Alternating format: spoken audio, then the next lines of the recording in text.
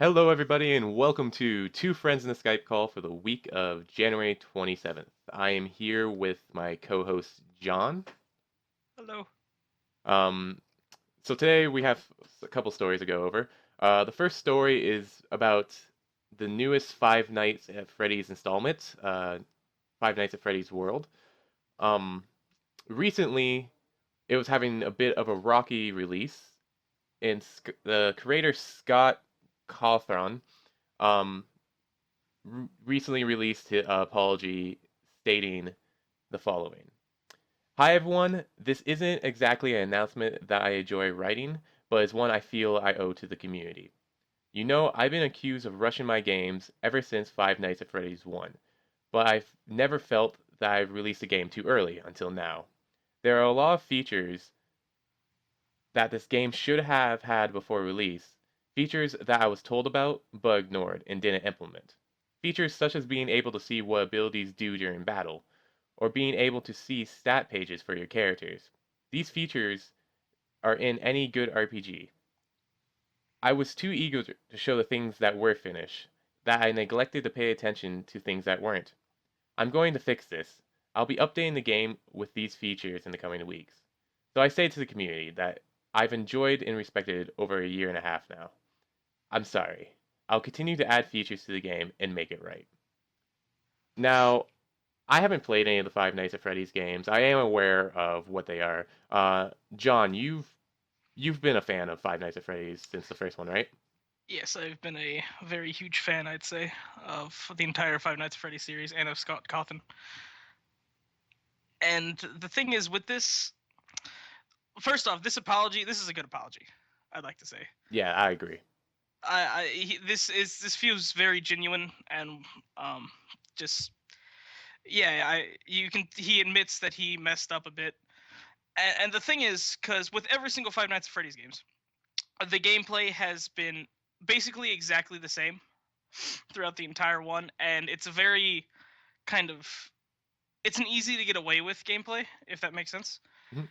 Where it doesn't require, like, even if there's bugs and glitches, they don't really matter at all. Whereas with a game like this, it's fairly important considering just the whole aspect of the RPG and how it's all plays out. Yeah, so from what I understand, Five Nights at Freddy's World is 100% different from the other games.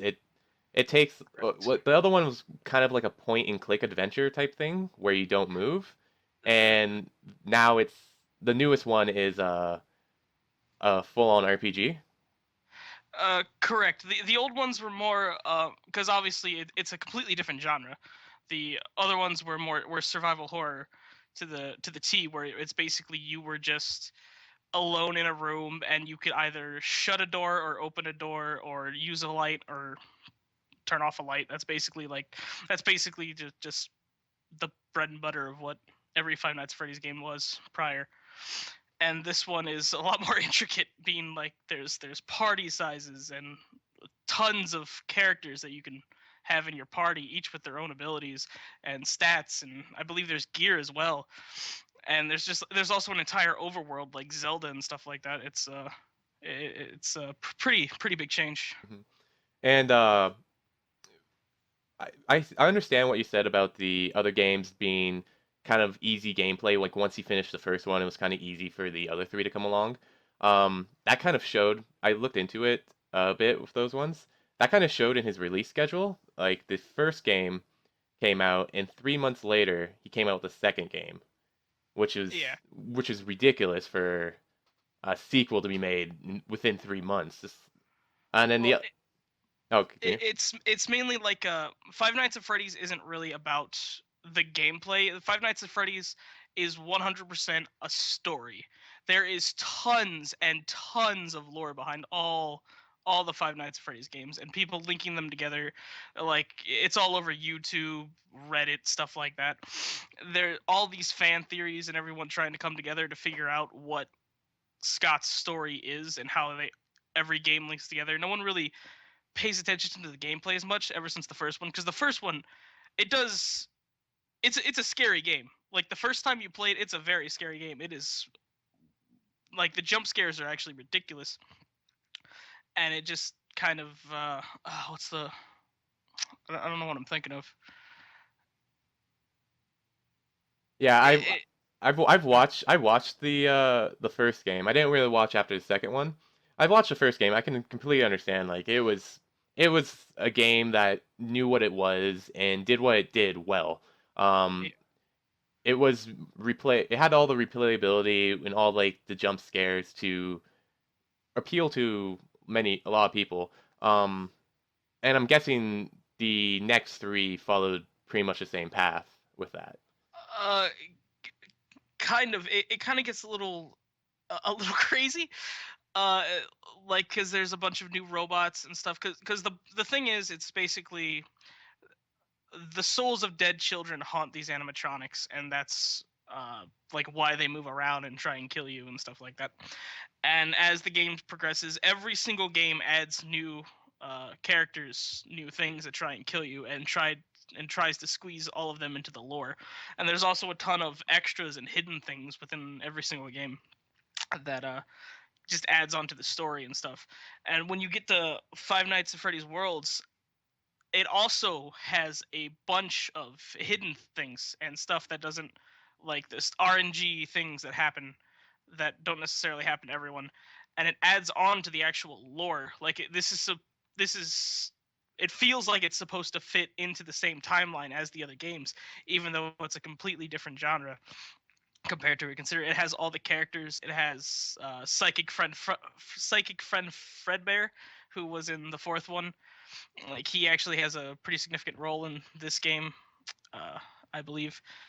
And it's kind of weird the fact that, like, because I originally just expected this to be a complete spin-off, and the fact that it actually kind of links into the other games, it surprises me. And I don't know if I like that, just because of how it's changed so much from FNAF 1 to FNAF Worlds. Hmm.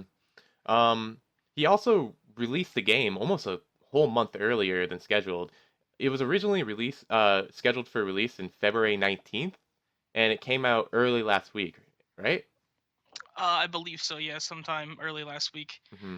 And he apologizes in the statement where he says this is the first time where I do believe that I have released the game too early. And I kind of agree, just because all of the glitches and a lot of things that should be in the game are they're very hard to find. If uh, that would also work, because there's some stats that are just completely missing, and it's kind of hard to look at your character's abilities and all that they can do. It's all Hmm. very there's no real direction with it, if that's the best word. Yeah. I was looking at some of the glitches and things that people were complaining about. Like, there's a bug where if you hit the escape key anytime, it just completely exits the game.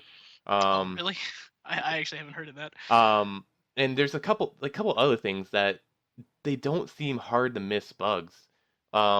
Like you can't look at abilities while you're in game when you're in a battle, and like you said, some stats are missing and things like that. Um, do you think he just do you think like the success of his prior games kind of clouded his judgment in his release for this? Uh, for his release, yes, I could see that, but because I've seen a lot of stuff involving Scott Cawthon, um, with all the Five Nights at Freddy stuff, and he seems like a really smart guy. In all honesty, like he understands people and how they'll react to things, and you can tell in his comment, or uh, what he stated, that he understands all of the issues. Like he basically just said, like, yeah, I messed up a lot. All these glitches, they're here. I was told about them. I did not fix them. That is 100% my fault. I should have done a lot better by this game. And I believe uh, earlier sometime this week that the game was removed from Steam as Yeah, well, and then everyone who bought it is able to get a getting full a refund. refund. Yeah, I heard about that. And he's also, something that my biggest problem with the game is the art style of the game. In the old FNAF games, there were mini games that would appear throughout the game that would have old Atari style graphics, and you would run around, and they fit very much into the game. They were very creepy. They added to the mood, and just it worked very well in the old games. And the whole overworld in FNAF World is Atari style graphics, but it's kind of like a happier style game, and the Atari style graphics do not help it at all. It feels like it does not belong, because when you get into a combat, you get these really cartoony esque animations for the battles. Hmm. All of your characters and all the enemy characters are all like kind of wacky looking, and then you go back to the Atari style graphics, and it completely just changes the experience. I feel when you just travel back and forth between the battle and the overlords or overworld. And he did address in the statement when he took down the game that he is currently working on a 3D overworld, which I am very much a fan of, and I hope that he does that successfully. Yeah, that seemed like a common issue with people in the reviews. A lot of the negative ones were talking about how the overworld just seems unpolished and not done for the game. Yeah, Um, it. he goes on to say that he is planning to do a lot of changes and updates to the game. Do you find like he is credible enough to trust that he's actually going to take um Seriously, this negative release and then use it to positively better himself as a developer?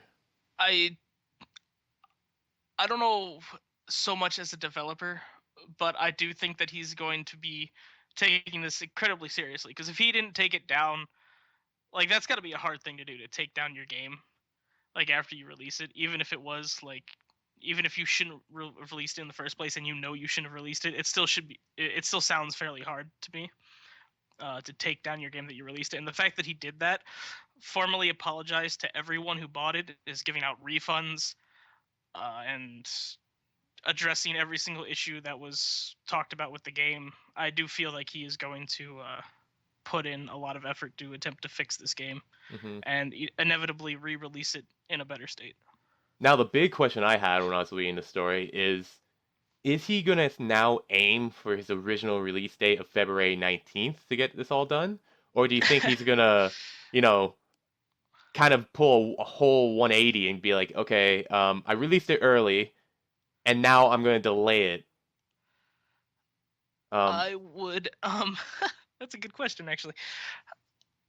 That's a hard one for me, because the way it feels right now, I I think he cares a lot more about fixing the game than re-releasing it on, or than releasing it on the initial release date. Uh, but then again, that does seem like a good goal to aim for, is that date. I don't know. If I were expecting, I would expect it not to release on the 19th. yeah, I would expect it to release like maybe sometime towards the end of March, I'd yeah, say. That's just, but I don't know how that process goes, because I believe Scott works alone for every game that he makes. yeah. It says that he's been the lone developer in all the series of Five Nights at Freddy's. Yeah, so I don't know. I don't know how much this is obviously going to be a lot more work than the other Five Nights games, especially if he plans to implement as much lore as he did into the other ones, because that stuff's got to be hard to come up with. Yeah. I feel like he thought that this would be that the other Five Nights at Freddy's game kind of clouded his whole development process. Because the other looking between Five Nights at Freddy's 1, 2, 3, and 4, yeah, there's different things. There's different AI behavior, some new features going game to game, but the majority of the game is pretty much the same, like the same concrete, like the same foundation, just a little bit different house on top. Um, Yeah, well, every single time a new FNAF game, a new old FNAF game came out, there was little bit of tweaks. The same premise was still there. You are alone in this room, and you have little to no protection whatsoever from the creatures outside, and you have to survive for the night. And there are little things you can do, like put a mask over your head to make them think that you're one of them, because they're not necessarily the smartest, I guess, if that would make sense, mhm. enemies. And there was a lot of little things you could do like that, and every single game added a bunch, a lot of new mechanics that interacted well, I'd say. with the uh, with the old mechanics and made them stand out more. I probably Five Nights at Freddy's 2 is the one that added the most and made it work uh the best, I guess, while still having the same difficulty. Because the first FNAF game was very hard, at least in my opinion. It was hard to actually beat. Whereas FNAF 2 was also still had the same difficulty, but FNAF 3 and 4 were they had it was very easy to determine what would happen. Like there was a lot of signs and you had a lot of leeway with some of your actions. Hmm. Um, One of the problems I see with the series though is 1 to 4 had a very similar development cycle to them. Since they were the same genre, he could reuse a bunch of things that he used before, like code and some assets and things like that. And Mhm. then World is completely different. So mostly everything needed to be made from the ground up for this game. Um, Yeah, yeah. There's another a spin-off game of Five Nights at Freddy's called Five Nights at Fuckboys. Actually, it follows almost it feels the same. The art style and the turn or the active turn-based combat is kind of the same as well. So it kind of feels like a little like he took a lot of that game because that game was very successful, I believe. was that made Uh, by Scott as well? I don't think it was. I don't believe so, but I could be mistaken. Hmm. So that might have been a bunch of influence for him, and maybe he did get his hands on the source for that, and adapted it to work more towards him.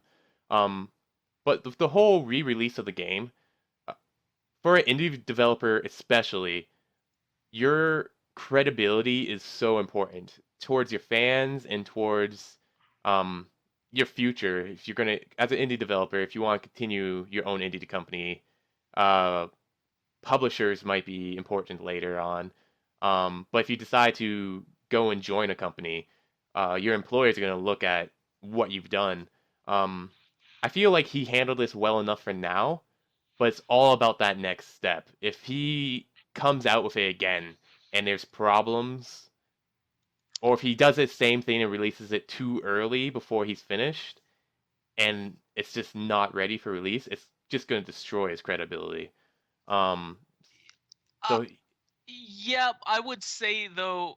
I mean, how many independent, like truly independent developers do you know though? Like know by name. there's not too many. The only one I can really like think of is honestly Scott Cawthon. Oh, Like that's There's also Phil Fish. Phil Fish. That's a Yes. common one everyone knows. Yeah, that is a very common one. Prime uh, example of destroying your credibility. there we go.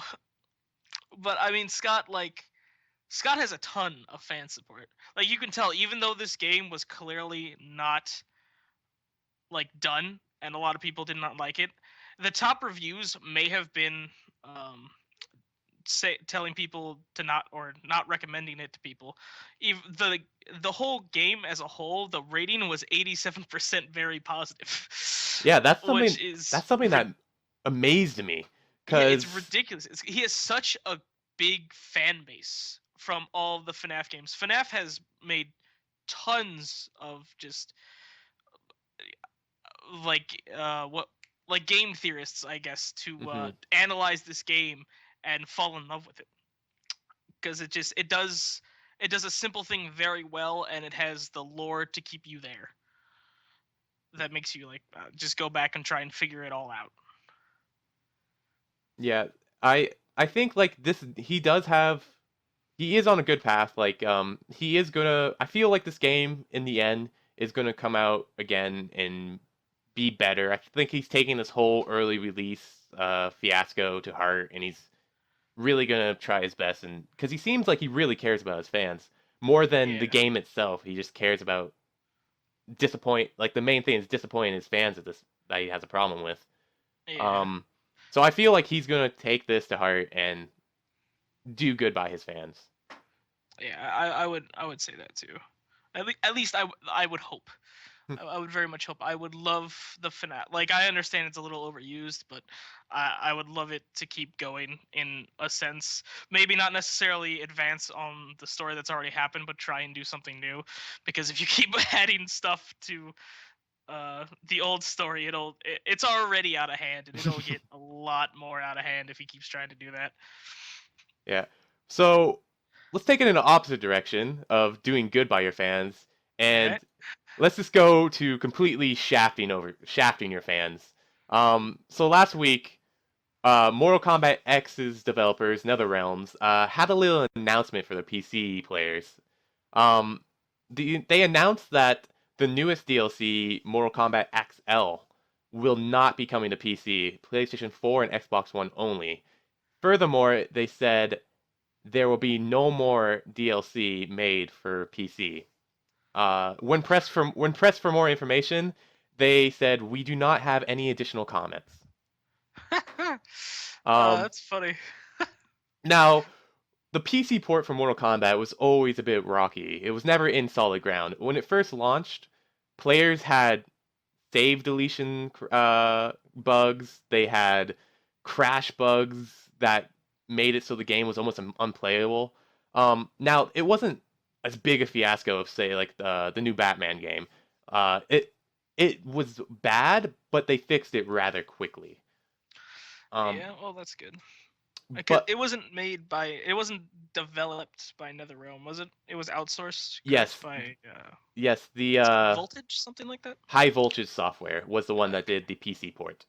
Um, but yeah, it was never a solid PC game, but it did get a quite a large following of players, and even now it has a pretty large following of players playing it On PC. on PC. Yes. Still Um, okay. so the whole decision to just Cool. abandon ship and be like, listen, you guys got what you got. We're done. See you later. Oh my goodness, I'm on the Steam page for it right now, and every single review is not recommended. Holy, I haven't seen this in a long time. Holy, that's a lot. um, so when it first released, I played it, and it was after I got past the crashing bug. There was a little editing I had to do in some config files. Uh, but after I got by that, it was a solid game. Like the controls worked. There was a bit of frame rate issues. Um, but other than that, it was a decent port. In the I can tell like more and more companies are trying to get into the PC market because it's one of the fastest growing markets out there. Uh, Um, go ahead, go ahead. I can see like more and more companies trying to get into it. Uh, and you see more and more of this outsourcing for the PC ports. Like I'm going back to Batman. Batman did the same thing, correct? Yeah, Yeah. I believe they did. Yeah. Um, and I understand how hard it can be developing for a PC community, due to the fact that it's very hard to find two PC players with the same exact computer, and that um, any little difference in like configuration for the PC can have an impact on your game. Um, one of my teachers uh, recently released a game, and the Steam review for it. There's one Steam review for it. Last night I checked. Um, was a guy complaining that the game wasn't optimized for a three-tier vertical display, and it was some obnoxious resolution. It was so like I've never heard of this before, and it was just like game was unplayable to him because Well, his setup was just so out there. Um, yeah, it's it's ridiculous. I mean, look, because this game is Mortal Kombat. When I think of Mortal Kombat, I kind of just go to consoles, right? mhm. Like when I think of fighting games, I just immediately go to consoles. I don't really know of any fighting games that do very well on PC. I just can't really think of any. Maybe The was best, Skullgirls on PC? Skullgirls I think did all right. yeah, Scargirls there, right? The best one I can think of is the the Smash Brothers mod that was made for and only on PC. That's probably. Yeah, that's yeah. I remember that. It's just that like as of right now, yes, the PC is growing, but the console market, like, it just sells more on consoles. Like consoles, there's a lot more people on consoles than there are on PCs, just because they're cheaper. Mhm, And like you said, there's so many varieties in PCs that it's kind of hard to get like uh, your specs or your system requirements for your game, like to decide what to do. Because obviously, like the higher you go, the better your game will look and play in some situations. But it also can affect sales because not many people have that good of a PC in order to run this game the way you want it to be played. mhm, And on consoles, it's a lot easier. It's also probably going to even sell more, even if it's like the exact same on both, like the exact same system requirements money wise for both console to PCs, just because there's so many more people who play on consoles. mhm. And fighting games are mainly, you play them with a controller. You don't really play them with a keyboard and mouse. Yeah. So Or yeah, it's and good. when developing for a console, you know exactly what you're developing for. You don't have to deal with, again, three-tiered vertical displays. You know, hey, this is the Xbox One. This is what's in an Xbox One. Make it work on the Xbox One here, and it should work on any every of them. And Yeah. same with the PS4, Wii U, and all of them. They're easier to develop for because you know what you're developing for. Um, Hmm. PCs, you just gotta hope that the 20 PCs you tested on was a good enough spectrum to get to release your game out there. And then Yeah. if you come across like one thing you didn't, um, like I think the crash bug that Mortal Kombat had at launch was something with Nvidia. Uh, if you And they might not necessarily tested it on NVIDIA mhm. graphics cards. So like when you run into something like that's more broader, then you come into more of a problem. If you have a bug on your game that affects only 2% of players, yeah, it's bad to affect your players, but you know what? You can't predict everything. Um, Hmm. the best thing is to read those and be like, okay, um, so people with these are having problems, so let's try to fix it. Um, but when you have a bigger, like 30% of players having issues, then it becomes a big problem. Yeah, it definitely does. And the thing is, it's like also from the get go, this game had its issues. On console, it really didn't. On console, it was received very well, from what I believe. And the Mortal Kombat X was actually just it was all people talked about and played for like maybe a 3 week period when it released. Like it was all over the place, and I was really surprised by that because I didn't really expect a Mortal Kombat game to go as well, considering what's happened to the franchise over the Hmm. years. There are some complaints I've heard about, like maybe it's a little bit too gory, and like the cinematics are a little bit like I don't like when I'm in the middle of combat and I'm like beating the crap out of someone, and all of a sudden it just stops, goes into an X-ray, so you can see me breaking I don't know, his like shoulder blade or something like that. I don't know. I don't really like that kind of stuff. Hmm. But it was received very well by the community, and since it wasn't really like obviously that's where it shined the most on console. When it came to PC, there was a lot of mixed things about it, and they kind of just it's not right to just give up on the PC because of that, but it's like they can get away with it because the game's always it's really popular on console, and it's not that popular on PC, so it's just like screw it, we can just kind of go put all of our time onto consoles Hmm. and just abandon this audience altogether. Again, it's all speculation because they did not announce why they're doing it. They just announced that they're not doing DLC anymore for PC. Um, it could definitely be that the markets just wasn't there for them, and all the extra time they had to and money they had to pay High Voltage to make the DLCs work on PC. just isn't worth it for them. It could be more that they just don't want to deal with that market, any more issues that could come up and could affect the brand more. It might just be overall easier for them to abandon it. Again, it isn't right because there is players there that have bought your game, that have been playing it since day one, that that are excited for the new DLC, um, that are just not going to be able to get it because the abandoned DLC. Yeah, it this it could also be like there could be some internal issues between them and High Voltage. Hmm. Like that's also a possibility, because I don't know what exactly High Voltage has done in the past, not off the top of my head. Um, they Injustice Gods Among Us. Did they do that? Or were they involved in that? I'm not too sure. Oh, that was with Another Realm and High Voltage outsourced for PC again as well, I believe. Let's see. Apparently they've.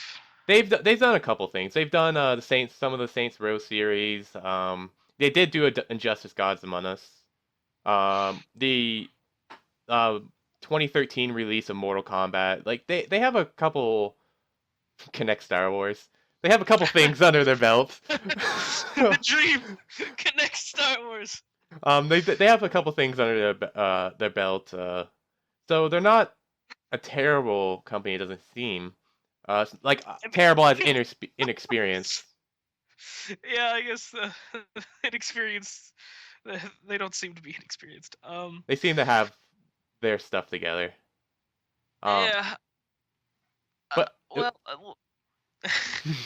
go ahead. it Sorry. it definitely could be internal issues of like money not being paid out or contracts running out or just someone wants more money or someone wants to give less money. It could be any possible number of things. Yeah. Do you know what is actually involved with the DLC? Yeah, the DLC is four new characters: Tribolg, Bo Ray Cho, the Bojo. the alien from Alien, and Leatherface. The alien from Alien. The xenomorph. The xenomorph. Yeah. Um, Okay. um, so it's a four character pack. Yeah, it's four characters. That's pretty big, I think at least in my opinion. yeah, I think PC has three characters on it right now. Um, Wait, how many characters does PC have on it? I mean character packs. They have three character packs. They Okay. have the Predator Prey pack, and the Combat pack. Let's see. Um, that and a lot other packs too. I don't know how many of these are full on DLCs or just costumes. There's some that are just costumes, like the Blue Steel Sub Zero, but Yeah. they do have quite a bit of DLC there for the PC version. Yeah. But I feel like Mortal Kombat's going to be around for a bit. Like they're going to go maybe a year or two more with DLCs. Um, Yeah. and to be missing out on all that, as if you're a fan, would be just kind of devastating. Yeah, it would suck. It would suck to be a fan of and only play it on PC. I mean, I'm sure there's people who prefer playing fighting games on PC than there are to consoles or controllers, I should say. But even then, you can also still play with a controller on PC.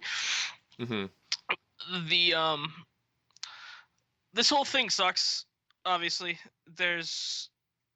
Uh, I mean, if I was a fan of fighting games more than I am, I would be pretty pissed off, and I could only imagine that they would be too. I can't really like,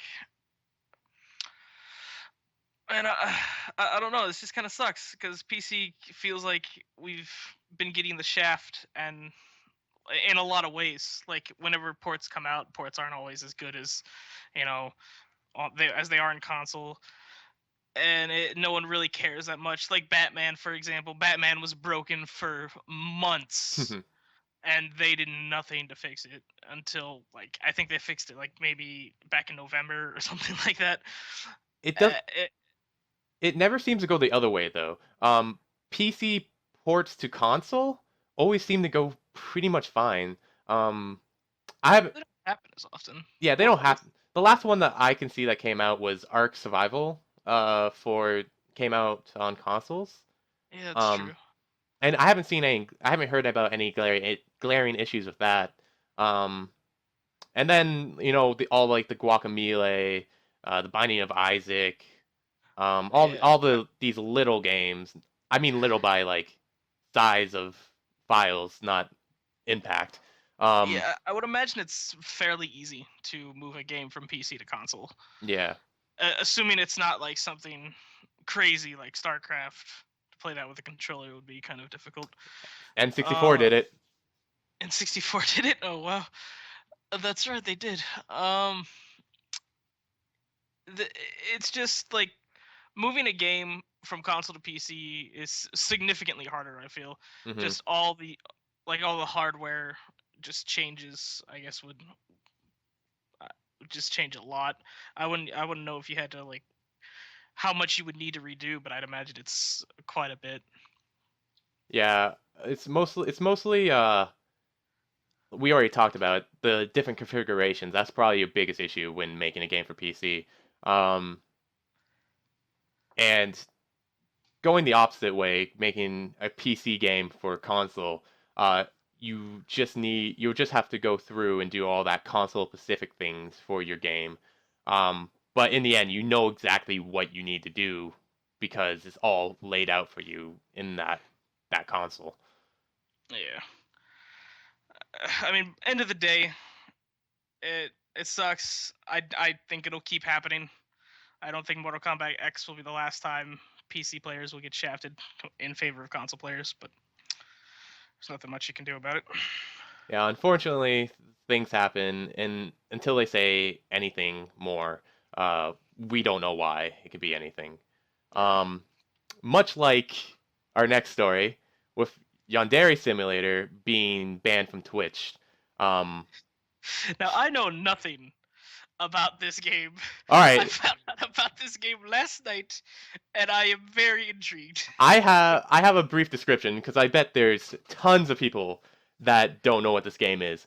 Yandere Simulator is a game where you play as a young high school girl who is trying to be with your crush, your high school crush. Now, there's many things you can do to help you get closer to your crush, including murdering all your classmates. Pretty brutally too. Um, and it goes into such depth. Like you have to mop up the blood, you have to burn the bodies, and you have to bring a change of uniform so you can wear something different. There's he keeps adding more and more to this game. You can kidnap classmates, bring them to your basement, and torture them until their mind snaps and make them go and do killing for you. It is a very messed up game. I'm, s- I'm sorry, I just found a screenshot. You can customize your panties. Yes, you can customize the panties you wear, What and is this game? the panties you wear actually have an effect on gameplay. If you Red is the color of passion, also the color of fire, danger, and blood. that yeah, this game's ridiculous. I know quite a bit about this game because I was actually close to working on it. I was in talks with the developer when he was looking for a programmer, Was this and the guy? yes, I don't know. He never told me his name. He never told me anything about him. He had his email was something along the lines of Yandere developer or something like that. I decided ultimately not to go through with it because like, it's just not a game I want my name on. It's not a bad game. Like I this game could be a game. It's just not for me. Um, It seems very immersive, it I guess. there's tons of things to do. I played it. I played a previous build of it, and even that build there was a lot of things to do. Now, the story here is that popular streaming service Twitch put it on its ban list of games that you're not allowed to play on Twitch. And when the developer asked Twitch about what was wrong and what he could change in the game to make it streamable again, uh, he hasn't gotten a reply. They just sent him the terms of service, and that was it. Now, when I look at this game, it's not hard to see why a a corporation would not want this on their site. Um, Yeah. I don't think the issue here is we don't know why. I think the issue here is more, should it be banned or should it have just warnings with it? Uh, does this game have nudity? There is a Easter egg where you can make all the girls in the game giant and nude. But Do, other do than they that, have like do they have nipples or is it just skin? I'm not too I don't think so. I think it's just skin. Um, Okay. but it does have gruesome deaths, torture scenes, and tons of panty shots. I see. So it doesn't have nudity, but it still nails like gruesome violence, sexual themes, and Yeah, but like the thing is with Twitch doesn't really care about the violence stuff in it. I was assuming it's not like hatred levels of violence. yeah, like obnoxious levels of violence. Uh, well, actually, even then, the thing is, Twitch isn't exactly since Twitch has grown, they have become much like very much more strict in how they deal with stuff like this. Like even like for their streamers wise, there's if they don't like you streaming on Twitch, you'll get banned, and they won't necessarily give you a reason. Like Hmm. they'll just say you're banned, and there's nothing you can really do about it, considering Twitch has just become a giant in this day and age. They were bought by Amazon, right? Correct. I think I don't think they changed anything. Amazon did. Yeah, Uh, but I can see when Twitch first came out and it was just Twitch, things like Second Life and tank tops and twerking were all allowed to be done on it. But it's representing a bigger company now. It's representing uh, a corporation that cares about its image, and game. I think they have to filter more about what can and can't be streamed nowadays, just to get that level of professionalism and in yeah, the I public eye. understand where you're coming at. The thing is, it's just like we're gamers, right? Like we're kind of those guys who don't really give that much shits, I guess, if that's like the right word. I guess you could also argue that we give the most, but like when you're watching someone stream, they're normally like they just don't care if they offend anyone. Like they'll just keep talking. They'll like tell you their opinion on the matter, and most of them won't like control chat at all. They'll just let you go crazy, and you'll see all this like dick spam in the chat. People like making it out of just emoticons and stuff. It's not really something that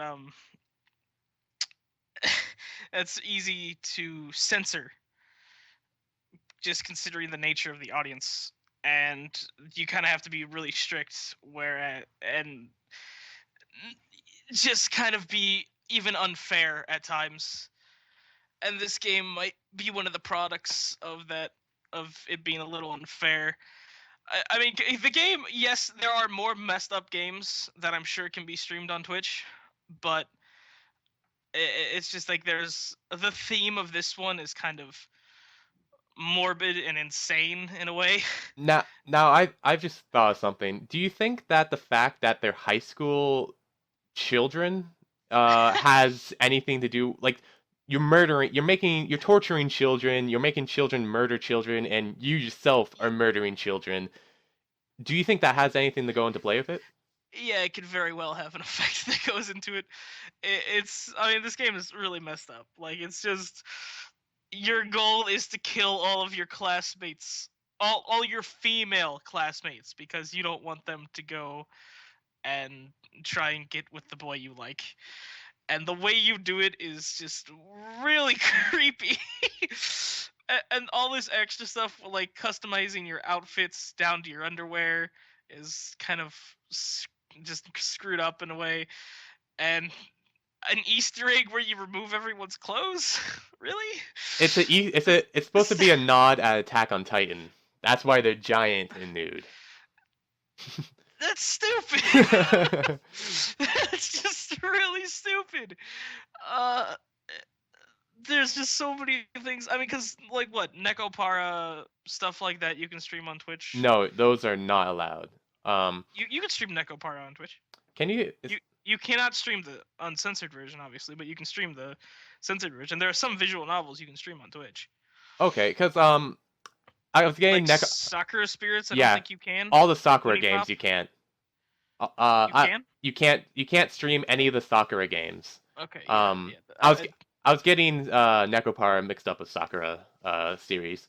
Yeah, you Um, can stream Nekopara. I know that for a fact. for There those are of you Nekopara emotes on Twitch. for those of you who do not know what Necropara, the Sakura series is, they are visual novels with uh, a few pornographic images thrown in to them. Um, With and under. and Just throwing that out there. well, there's two versions. And you are allowed to stream these games on Twitch. Not the Sakura Spirits, but say Necropara. You can stream that game on Twitch, but you can't have the uncensored version. Uh, if a if you're caught with the uncensored version, I'm pretty sure you'll get hit with a ban. Yeah, you'll get banned immediately. Um, Now I'm not saying games like Yandere Simulator can't be made. I'm a developer that hates censorship. If someone wants to make a game, you know, they should be able, and they put all the effort and time into it and money into it. Yeah. They should be able to release it. You know,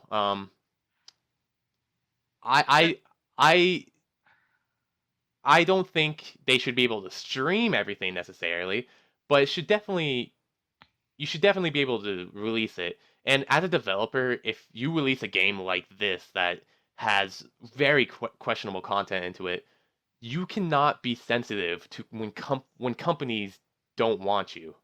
Um, you kind of have to just be like, yeah, I understand. It's it's a game that's really not for everybody. It's a game that can negatively affect my image and your image. Um, but as long as you're fine with that fact, you should be able to release it and be fine. yeah, because I mean, like you said, like as long as you can release it. I mean, yes, like can you get this on Steam Um, I don't think so yet. I yet? Yet because it's not done. Um, Oh, okay. it's been in beta for a long time, and he just keeps adding stuff to it. Um, I think he wants it to be on Steam. I don't think he's tried it yet. I see. This. I mean, I guess I can see this being released on Steam. I don't. I don't feel like they really care that much nowadays. I could be completely wrong, but Well, there's a lot of stuff on Steam. they just recently rolled back the rule about no nudity in their Oh, did they? games. Yeah, you can I forget what the name of the game is called, but the first game like porn game um is going to be releasing on Steam for fairly soon. Oh, nice. I'll have to mark my calendar. Uh, but like streaming this, because I've been watching Twitch for a very long time, like maybe 4 years. I don't know. It and watching them grow like from back when they don't care to now they care because they're actually a big deal now, and all the censorship that they've implemented in their terms of service, all of it, like a lot, like men can't be seen without their shirts on, Hmm. like it's just not a thing. And you know, all the stuff with female streamers, that's a whole other story. A whole other story. And all of that, like Twitch can do what they want, and they want to make it more family friendly. Hmm. and you can't really stop them. Like they're because it's their service, they're the ones providing it. The streamers are getting paid through Twitch and donations, but also through Twitch, and they're using their service in order to get their money. So they kind of have to listen to them, Hmm. and it's just like, uh, it, it's hard, I guess, because I'm perfectly I want this game to be streamed on Twitch. I have nothing against this not being streamed on Twitch, but obviously Twitch sees that differently, Hmm. and they care more about what they want to become in the future than how they are now, I guess. I mean, for people that want to stream this stuff, there's always a hitbox for them to go to. That's true. Let's be uh, let's be honest. honest. You're not gonna get that. You're not gonna get people on Hitbox. Now, the whole thing behind the story is censorship, and censorship is a big issue in today's gaming industry. Our next story deals right to that. So Nintendo recently announced that the Western versions of Fire Emblem Fates will be missing a controversial scene from it. Um, this in the new games coming out, there is a scene where you, as the player, use a magical powder on one of your companions who is a lesbian who has issues dealing with attractive women. She gets really uncomfortable and she doesn't know how they act. So Nope. you Nope. use I'm sorry. no? It's no. I'm sorry. The thing. Okay. Sorry. I'm a Fire Emblem fan. I've looked into this a lot. The thing is, it's you have a companion who she she's very uncomfortable around men. Oh, okay, it's the Like, other way sh around. yes, she is only comfortable around. I believe they use the words cute girls, Mm-hmm. and she's only comfortable around cute girls and not among men. And he gives her a potion that allows her to. It swaps the images in her mind. Like men become cute girls, and cute girls become men. I believe. I think cute girls become men, but I know men become cute girls for with the potion he gives her. Now, does he give it to her or does he spike her drink? Because the story I read says he, the player gives it to her unknowingly. Like she does not know she's taking this potion. That is false. That is false. That is this whole product. This was all born from a blog on Tumblr that was filled with misinformation. It basically they someone wrote down that there's a scene where this guy, in order to make her fall in love with him, he spikes her drink and makes her fall in love with him because they make like it makes him become a cute girl, and she's only supposed to like cute girls apparently in the blog, and she's gay, and that he makes her think that uh, he is a woman, and then she falls in love with him. That's what the whole blog said, but in reality she is not gay, and it was just a giant mistranslation, and she was trying to your character is trying to help her get over her fear of not being able to talk to men, and this potion is the answer that they came to, and that's why he gives her the potion. Now, the the facts that have made the story come to light may have been a bit off and or a lot off, but the end product's still there. The scene's no longer in Western games. Um, That's upsetting. yes, is I can't stand censorship in especially in Japanese games when they come over to a Western market. Nintendo's been pretty bad for this lately. The last Xenoblade to come over, they removed the breast and butt slider and and the character customization. Um, Oh no, the breasted butt slider. listen, they start with our sliders, and then eventually we're just gonna lose everything. I Um, guess you got a point. um, And then it's not just Nintendo. More recently, Team Ninja canceled their Western release of Dare Alive Extreme 3. Uh, and their main reason is they just didn't want to deal with Western feminism. Um, because feminism here in the West is a lot more extreme and vocal than in Japan. In Japan, Yeah. it's there, but it's more like we just won't engage in this, so they lose money. Um, as in here, it is we're gonna harass companies until they change. Um, which okay, I understand there's things in games that you should not have. You should not have games like Hatred that are focused solely towards women and things like that. Like that is that is pretty bad. But a game where a beach volleyball game with a bunch of attractive women, why is that a problem? Is volleyball a rumor? Okay, cool. It's not a problem they're playing volleyball. It's a problem that they're all sitting there with huge tits. Just I don't know. It's dead or alive, right? Mm-hmm. Like that's what it's known for. It's the boob physics, man. Mm-hmm. That's what it's known for. And uh, the censorship thing is it's something that it's really annoying. I personally, I mean, I don't care about censorship. There's tons of like yeah, all the women in video games are hot and all the men in video games are hot, but no one really cares that much about the men, and I understand why, Mm-hmm. because no one really like we don't really care about that stuff, and the females are just Now, they like to bring it up a lot, and in some cases it's defended well, and in some cases it's not, and it kind of sucks because I don't know. It's hard.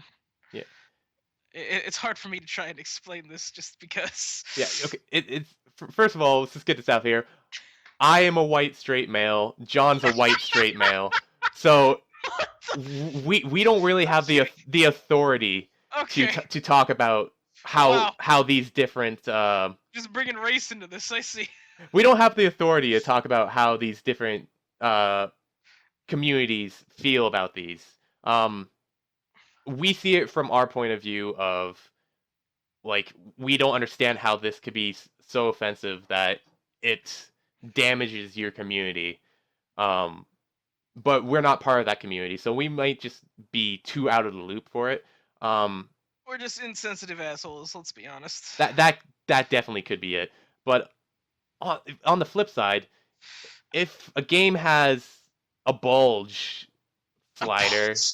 a bulge slider, I don't care. Girls What was the can. last game I played that had a bulge slider? The last one I played was Skyforge. Skyforge. Oh god. It's an MMO, and during the customization, there's a slider for that.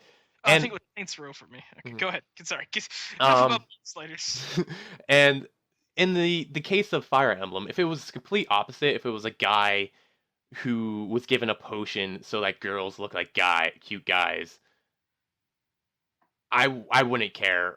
Even if it was the original story of basically they're making a straight man gay, I wouldn't find that damaging to me. I'd be like, I'm just not going to do that when I play the game. Um, Yeah, well, but okay, so feminism fits very well into the whole dead and alive thing, mhm, but for this one, I don't necessarily think uh, that feminism is the product of this.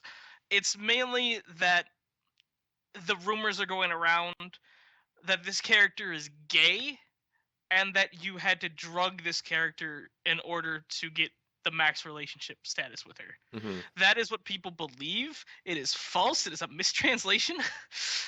But no one really cares because people just I don't know, people like to believe more about conspiracies than the actual real thing. mhm. Now, And Nintendo are just kind of they just don't want to deal with it. mhm. That's the main issue of most Japanese companies when developing global games is they don't want to deal with all the drama that is in the Western market. So, like having to release this game and then making sure it translates perfectly so that the point is given across and that if anything comes up with it, your PR department has to deal with it. They just go, you know what, screw it. We don't want to deal with all that. We're just going to remove it. Then the problem's gone. Um, which shouldn't be like we shouldn't have to make companies completely take part chunks out of their game just just to uh, just to make everyone happy. You know, Yeah. there's that old saying you can't make everybody happy. Um, and it's true. You can't. Old proverb. Um, Uh, now also with the new Fire Emblem games, is it true that same-sex marriages and romance are in the game, but there's two versions of the game, right? Um, in one of them, you're going to be able to do male on male, and then in the other one, you're going to be able to do female on female. Is that true? yes, I want to say. I don't necessarily remember off the top of my head, but I believe that there are same-sex things that you can be a part of in some Fire Emblem games. Hmm. The two Uh, that are coming out are Birthright and Conquest, and according to the story I'm reading, Birthright you'll be able to have male on male romance, and then Conquest you're able to have female on female romance, but not in vice versa. I see. That's curious. Um, huh. That Actually, no, that to me is just really strange. The only thing I can really think of why you would do something like this is cartridge limitations. So cartridge limitations. so every scene every scene needs to be made already. So if you have your character in character 1, it has to be male say the character 1 is a female. You have to have the male, female, female and female scene.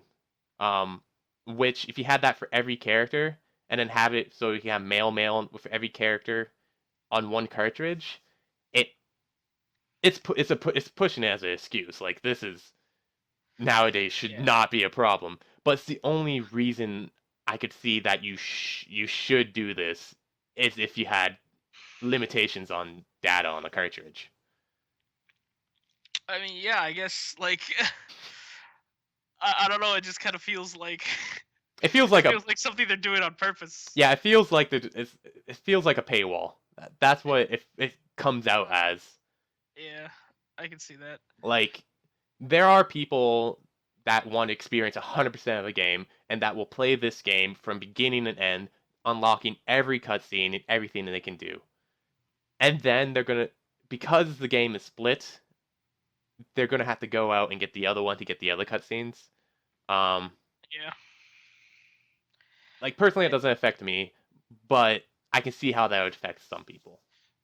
Yeah, that would kind of suck. I I mean, shit. That's messed up. Uh, I guess I'm also not surprised. I mean, I could see Nintendo doing stuff like this. Nintendo has multiple versions for almost every game that comes out nowadays.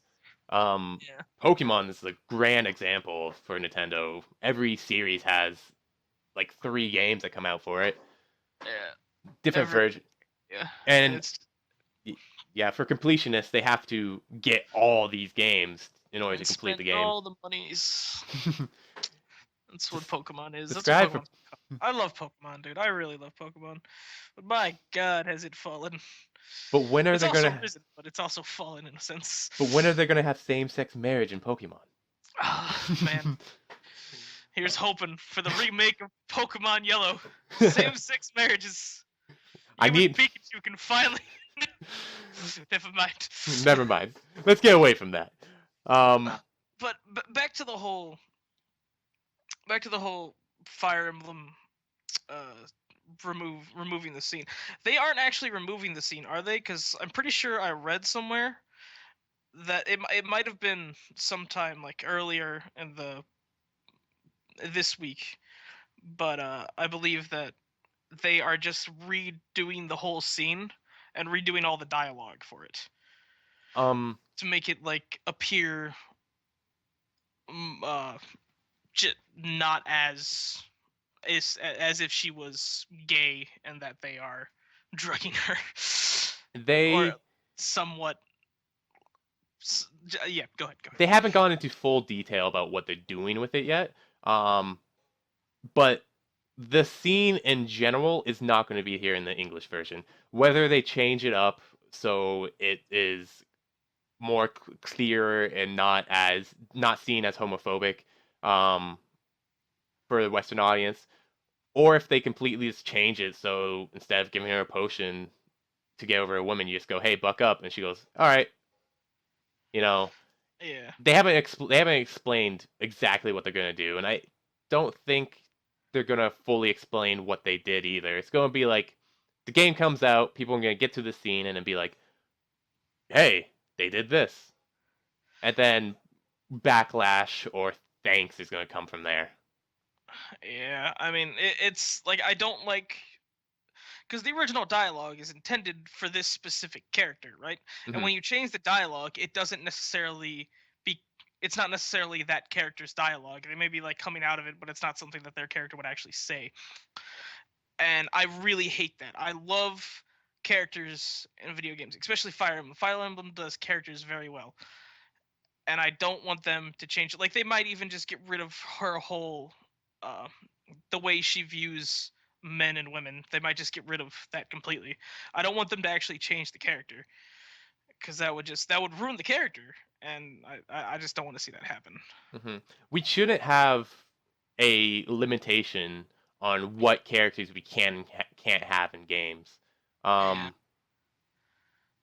Uh, it it, as long as it's there for a reason and serves a purpose in the game, it should be allowed to be in there.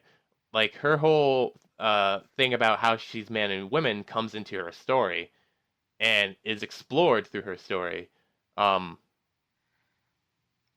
if it was just like this scene, just randomly you go to your tavern one time and this happens, that would be like that would be weird. But this is like a milestone with your yeah, relationship with this it's person. the final. To my knowledge, it's the final conversation you have to her when you achieve the S rank relationship. When you basically marry her. Like this is like when it happens is is what I believe. And if that's a really important scene, this is the character that you're choosing to marry. This is the character that you like the most out of all of it. You would like it to be how the developers originally intended it to be. Hmm. Now, there's another question that comes up with the original, uh, more known story of you turning her straight. Um, is she actually considered straight? Because Yes. cause, Yes, she no, is. no, I mean like in the original story. I mean the original Oh, like factual and checked story. When you're a male, you give her this potion that makes her see males as cute girls, and then she likes you. Um, is she? She? To me, she sounds still like she's a lesbian, because she sees you as a cute girl, and she's marrying you for the cute girl that you seem to be. And then, as the truth may be, you're a guy, but to the best of her knowledge, you are not. So is are you making her straight or are you playing towards her needs? okay. So now in the game, in the Japanese version of the game and the properly translated version of the game, she is actually not afraid of you. You are the only man that she can actually talk to and be calm and collected with herself. It affects her in battle when she's playing with men that she hesitates a lot. And that's like the story behind why you are trying to fix this. It's not for your sake, it's so that she can battle and be happier with herself in battle and be more comfortable around those around her. And you are the only man that she's actually able to talk to and be comfortable around. Is that's how your relationship is portrayed in the Japanese version of the game. Well, hopefully when the game does come out, it is not censored to the point where it's not the same game. Um, hopefully it comes out and it is changed to be more clear about what's going on. Well, that's all we have time to talk about today. Thank you for coming out and joining us. This has been Two Friends in a Skype Call. We're hanging up now. Bye.